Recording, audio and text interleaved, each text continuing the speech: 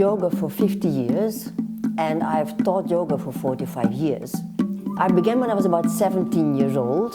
I chose almost straight away yoga as my, let's say, career. Before that, I lived in Indonesia. So Indonesia was for me my home, the land which I loved more than anything else.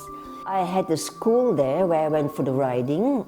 We used to go into the tea plantations and in the rice fields. So for me, the riding and the horses was associated with a lot of happiness. When I came to Holland, I chose as my career yoga. But inside me, there was always a little girl riding the horses in the tea plantation. And in fact, later on, I realized that the way I taught yoga was from a point of view of somebody in the saddle. Many things that I taught in the yoga was actually inherited from my time with the horses. My idea was always to have this place where I wouldn't teach only yoga, but I spent 20 years with Krishnamurti, for instance. So I also wanted to include Krishnamurti. And also, simultaneously, I began reading Castaneda. Finally, my friend said, I have about 12 horses at my house, why don't you come and see them?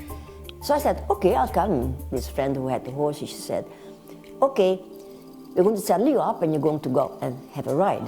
I mean, I haven't been on a horse for 40 years, you know. So they put me on this stallion and it was as if I've never been off the horse, and something opened up in me, and it was the first time for many years that I was really, wow, I felt like, wow, I'm really happy. And it was kind of my all my happiness of my childhood, everything came back again because of this horse. So then I went deeper into the riding, and then I thought, riding is doing something to me, and the horses do something to me that I never got out of the yoga. And I thought, wait a minute, I mean, maybe yoga, yes, is good, but it's not complete. Riding is good, but it's not complete. So why can't we put the two together and see if to make a more complete picture? And I thought, let's do something called equiyoga. Then I had to start thinking of how to do that, how to make people aware that the horse can do so much to you. Yoga means union. I mean, there's no point in having union inside myself. What's the point? But if I can have union with everything, including horses, that's already a different thing. This is what Einstein also said. Einstein said that eventually the real art of living is to enlarge your whole field of compassion and love to not only your little circle inside here, but to enlarge to the whole universe. So I think that the horse and the yoga are a wonderful combination.